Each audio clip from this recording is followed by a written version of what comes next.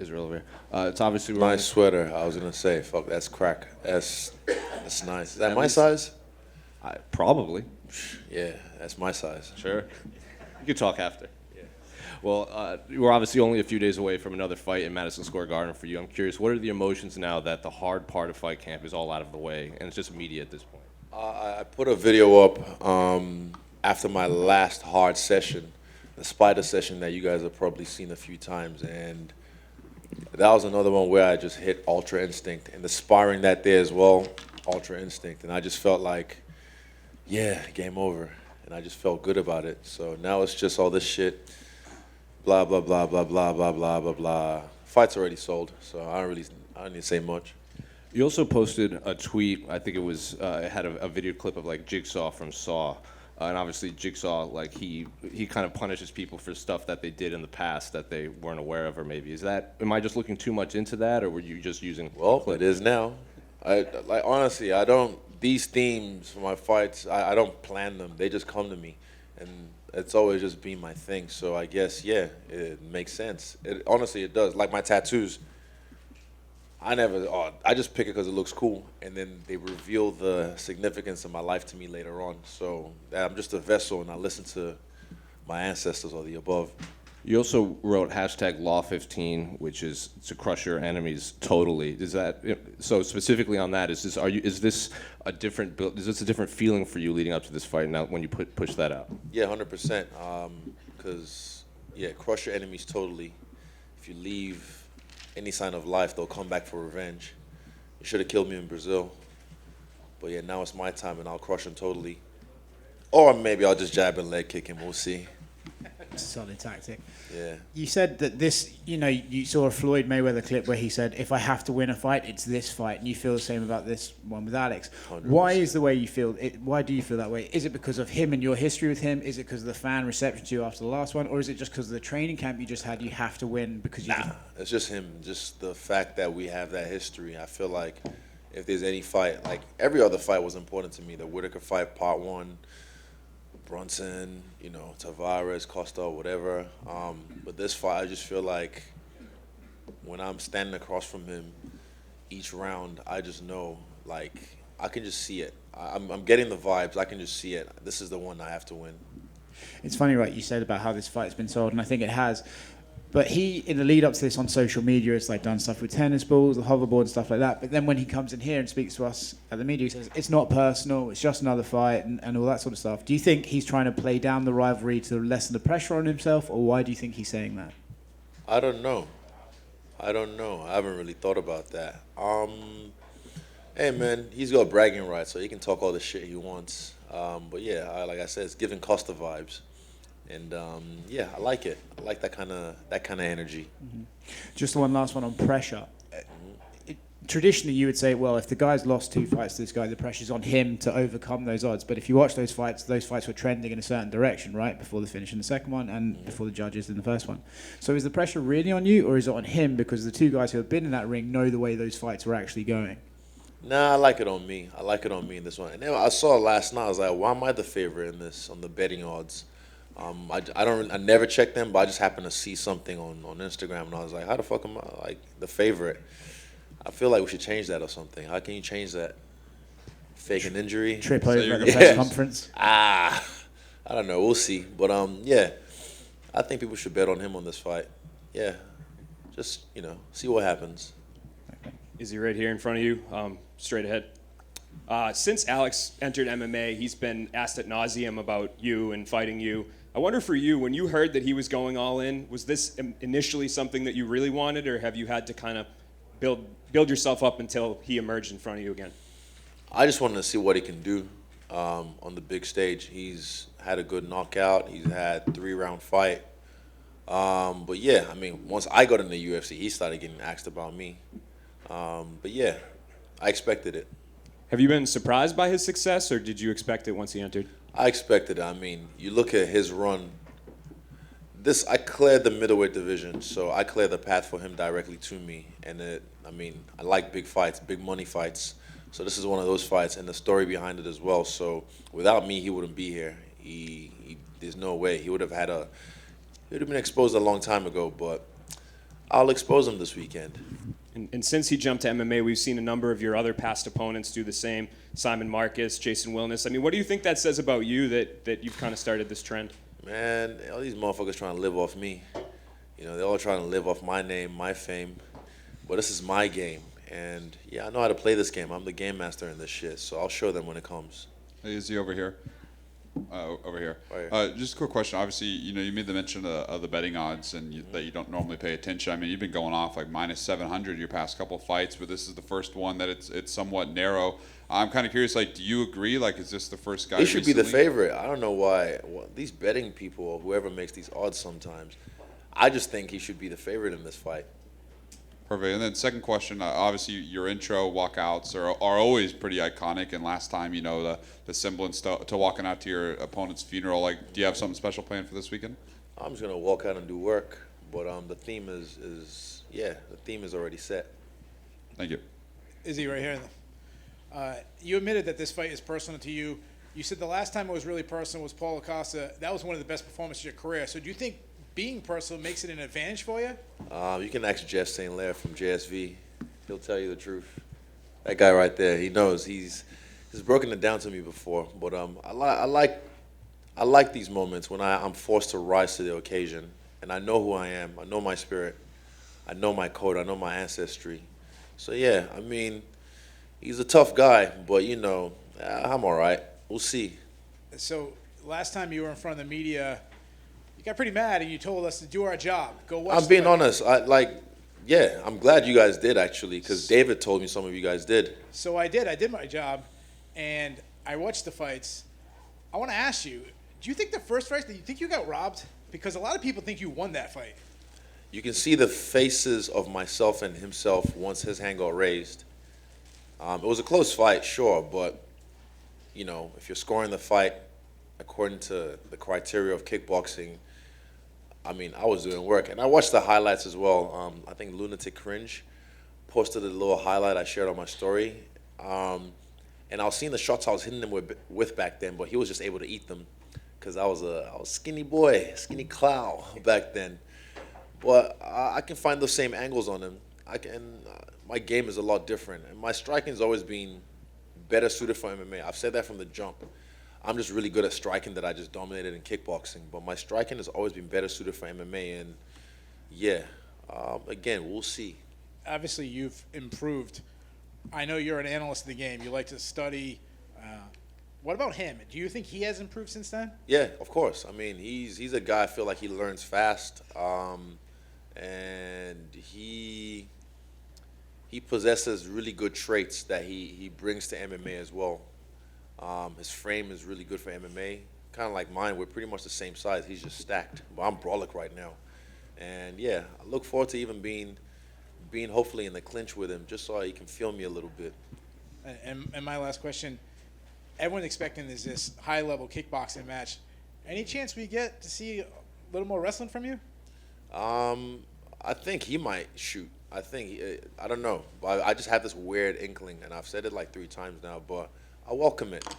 I know how to wrestle. I know some jiu-jitsu. Still a white belt, you know, but yeah. I mean, if he shoots on me, I'm taking his neck. I'm taking everything. So we'll see. But I just know my striking is, bruh, you'll see. There's not much to say. I mean, there's not much to say. I just got to show it, and I will show it. Good luck to you. Hi, Izzy. Over here in the back. In the over here. back. Yeah. Yeah. You said in the lead up to this fight with TMZ, you want to make this fight into a horror movie. If you had to make this, if you had a title for this horror movie, what would it be? A Quiet Place. And then speaking more on movies, you're a big Marvel fan. Are you going to see Black Panther 2 featuring Kamar Usman? Of course. Fuck yeah. I'm going to watch part 1 again, and then I'm going to watch it. I'm going to watch part 2 because I've already had great reviews from it as well. I've seen people post 10 out of 10.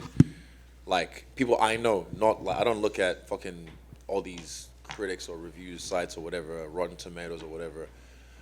People that I know have said it's one of the greatest movies they've seen, so I look forward to watching it. Probably after the fight. Mm-hmm. And how soon can we see you in the movie industry? Like, do you feel like it's going to be a few years, maybe after you're retired, or like when do you want to go into that? Tim. Just Tim's face. Even for the, can I talk about Tim? The other one.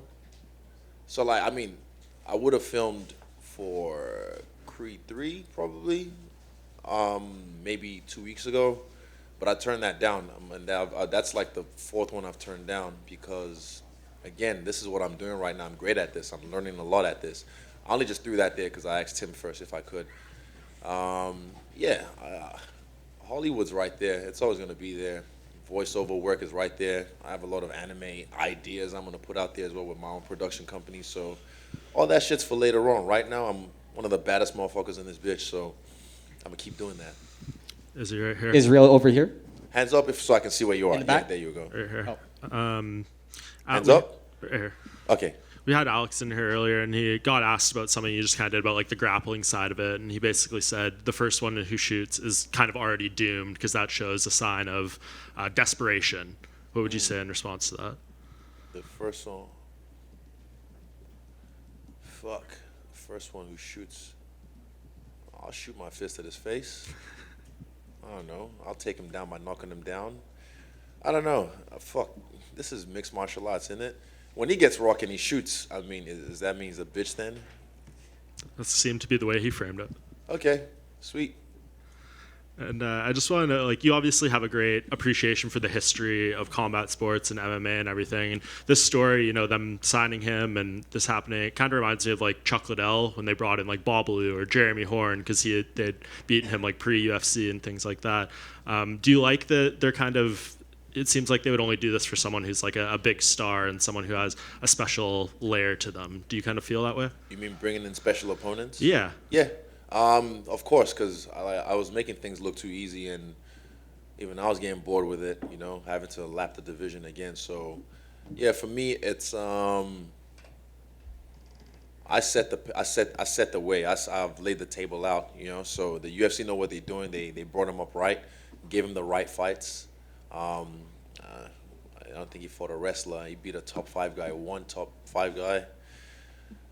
I fought a top 10 guy in my fucking third fight in the UFC, and I just headlined since and stole the show. So my run is different, but I appreciate my run because of the way I did it. And yeah, let him enjoy his time right now. Let him enjoy his 15 minutes. Thank you. Israel back here.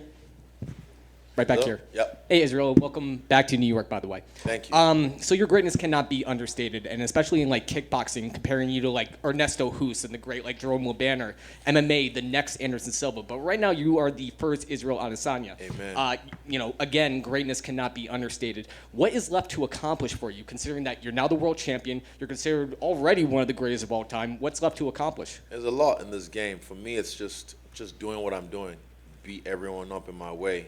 I never really chase these accolades or these, you know, records or whatever. You put a guy in front of me, we knock him down, you know, and everything else follows. I said it before, I said it again. Jeff, what did I call the belt when I first got to the UFC? Fancy tiara.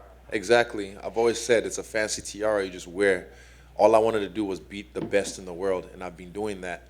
And this came, the money came, fuck, everybody came. Yeah. Gotcha. And one more question. Personal assessment on anime. What's your opinion on Cowboy Bebop? See, that's a classic I haven't seen yet. I just got onto Chainsaw Man, and I'm liking that right now. I don't know who's seen Chainsaw Man. It's not. Is it not the best thing on TV right now? Fucking awesome. Like, I just didn't, the way, like, who thinks this shit up? I love it, honestly. Like, I think it was friends kind of just told me, like, oh, you should have a look at Chainsaw Man. I was like, all right, bet. And yeah, that just, it blew my mind. So I think I have to catch up to the 4th and 5th episode. Yeah.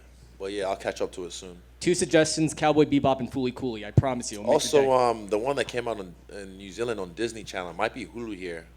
I think it might be Cowboy Bebop, the new season. It might be. There's Bebop got canceled and like. Oh, yeah, Bebop No, got not canceled on canceled. Netflix. No, what was the new one? Oh, Buzzkill. no, hold up. Sorry, 2 seconds. I got it. Oh, please do, sir. Intermission music. Talk amongst yourselves. Talking amongst myself, sir. Hold up, 2 seconds. Champ is looking on Google right now. Just looking at my Disney app just to see because it might still be on New Zealand. There's a new one. I'm gonna take come notes on. too. Sorry. It's the one my friends were telling me, like, the first episode of the new season was fire, so they're hyping it up already. It might not respond because we're in America, but we'll see. What's it called? Bleach. Bleach. The new season of Bleach I've heard is the shit, so I've been told to watch that as well. And I know that's a classic. But yeah, Cowboy Bebop, that's the one with the corgi, right? Yeah, with the corgi Yeah. and yeah. I know the ones, the classics, like from the 80s or 90s. No, from the late 2000 90s. 2000, Yeah, 2003. 1998 to 2001. Okay, bet. Yep. All right. Israel, Yeah. down the back here, just next to him. There's a lot of talk, obviously, about your kickboxing career. There was some talk about other, opponents of yours who've come in, other kickboxers who've come in. One kickboxer who hasn't decided to go down the MMA route, still very famous, almost as famous as you, Andrew Tate. Have you been surprised to see the route he's gone down? Did you know him when he was around the kickboxing world? Not when he was kickboxing, no. There was just a time, maybe like a few months ago, before I got canceled. Can't cancel anyone. Yeah, he just started to pop up on my Instagram and on my YouTube, and I was just like, who the fuck's this guy? But then, listening to guys like Andrew Schultz talk about the smart system he did, I'm paraphrasing, but he paid people to like post or make pages about him and just flood the internet. If he created that marketing strategy, that's pretty, that's a genius way to get, because he was on everybody's page. I never really followed his career as a kickboxer, and I don't know what he's doing now. Are you a fan of his? Like, you see his posts, everyone sees his posts all over the place. Are you a fan of his? Would you train with him if you offered or anything like that? He's been around, Leon Edwards, other champions in the UFC. Oh yeah, I saw him in Dubai. Yeah, people were going at Funk Master for that. And I was like, you can't hang out with people. What the fuck? I mean, if he shows respect, I show respect. I'm not a guy. I take things at face value. I've never met him in my life, so I have no anything with him. But some of his message I can understand people didn't like, but I've heard some of it, and I feel he delivers it in a different way. I like Jordan Peterson. He gets the same message across, but without the bravado. I like bravado. I like the style, but I think Jordan Peterson gets the same message across like Andrew Tate, but he gets it across in a different way. Yeah. Israel, just down here. You said this weekend this is one that you have to win. Has this felt like a shadow kind of following you around? Do you feel like you're finally able to close that chapter now? Oh no, it was never following me around. Like, I guess not in my world. I've always I let this go a long time ago. But yeah, like I said, the universe blesses you with an opportunity to rewrite history the way you want to rewrite it. So I will. And every fight's always the fight I have to win. Every fight. This one just has that extra little butter on it. That's why I'm like, oh, excuse me. Yeah. And you mentioned briefly just earlier about kind of your legacy. But when it's all said and done, how do you want to be remembered as a champion? As a champion, I fought everybody. I never ducked nobody. I went up in weight. And yeah, that's still going to happen later on as well. But I just want to be known as a guy who created emotion out of people when he fought, who never ducked anyone. I always called out the best guys, when no one wanted to fight him, when they were supposed to be fucking boogeyman. You're saying about this guy right now, he's the boogeyman. So I'm like, all right, bet. Boogie. Thank you. Israel over here. What's up? I just want to make a pop culture ode and see what you think about it. So obviously everyone knows Drake. I'm not sure if everyone knows 40 Noah Shabib, but he's his producer. I know 40, yeah. So you know 40. I think I might have met him at the embassy. I was drunk. So I want to get your thoughts on how would you compare their relationship to you and Eugene's relationship, because Drake is in the forefront. He gets all the praise and 40's in the back, and they collaborate in silence, and Drake gets the the applaud from the public. So I just want to know how big of a impact He's trying to walk away now, but Eugene gets shine. He gets shine all the time. You see him on Ariel. Yeah. He talks his shit. Yeah. He's out here. So I'm glad he's finally getting the shine he deserves, because for years, not just him, but New Zealand was under the radar. And then, Mark Hunt kind of like put us back on with his resurgence in MMA. And then Dan Hooker came in, UFC Auckland, the first one, and just said, this is our shit, this is our shit. And then he paved the way as well. And then, Yeah, Oceania or Anzacs have now taken over the game, and we're going back to Perth, February. Yeah, I look forward to watching that. My boy Alex, become the double champ. I'm gonna be in the crowd, drunk as fuck, and yelling obscenities at him. Yeah. And one more, the energy for this fight. Do you feel it's a dark energy? Is it? Yes. It's a dark. Okay. For myself, but like I said, I can't be here right now because it's just a waste of energy. What's that gonna serve me? It's like, nah, when it's time to get dark, black as fuck. Yeah. Izzy, one other thing. Hands up, please. Oh yeah, there we go. Hey man, hey, what's up? How are you, brother? I'm very well. Good to see you again. Yes, gotta keep following through here with this evolving story of yours. You were saying how you are a fan of Jordan Peterson. What has been one of your favorite takeaways from his lectures and what he talks about? I posted one the other day that I already kind of knew from him. I learned from him, but I didn't like the way the interviewer was asking the question. Like, when you watch the whole interview in its entirety, he's trying to like almost clickbait him. He's like, "Oh, you're saying you should go ahead and beat women." He's like, "I never said that." And I love the way he responds to critics as well. He never gets overly emotional. Like that guy from that documentary as well, What's a Woman? They never get overly emotional. They never get like rah, but they just calmly answer the question or get their point across and stump people. Like Jordan did that with this chick one time when she was talking about being offended, and the way they carry themselves, and she got stumped badly, and she was like, "Oh, you got me there." But the way this guy that he was interviewing, he just pretty much told him like, "Nah, learn to be dangerous, but learn how to control it." Because a lot of people try and say, "Oh, I'm a good person. Oh, I would never hurt a fly." And I see that too much in this life. People try and pretend like, but I'm like, nah, it's because you can't. You have no force. You actually have no force to hurt anyone. So you're forced to either manipulate or try and be a sly, cunning guy, So if someone like myself or any of my boys out here with the CKB t-shirts on, we're dangerous men. But with martial arts, we've learned how to control it. Then there's virtue to our goodness. The fact that I haven't had a street fight in years. I get fucking proposed all the time. People try, not lately these days, but it's just, I learned how to control myself. I don't need to hurt people because I get paid to hurt people. Google it. And one last thing, Izzy, I remember you telling me the first time we spoke, what was it, 2020 maybe? It was a good interview. You said this was after Costa. You said it's personal, but you don't take it personally. Duality. People never understand that. Like, even when I say this fight, it is personal, but there's no emotion in there. When you get in there, it's just, all right, let's work. It's skills. I'm not gonna try and scream in his face or mean mug him. He doesn't even speak English, so me talking to him means nothing. Just blah blah blah blah blah blah blah blah blah. It's like, what? Same with me. I mean, he can try and intimidate me. I think all these tactics is funny. Like, it's like, oh, cool, whatever. But when it's time, when we're in there, when he's locked in the octagon with me, it's a different story. And skills is what will pay the bills, and my power of will. Is he back center here? Right here?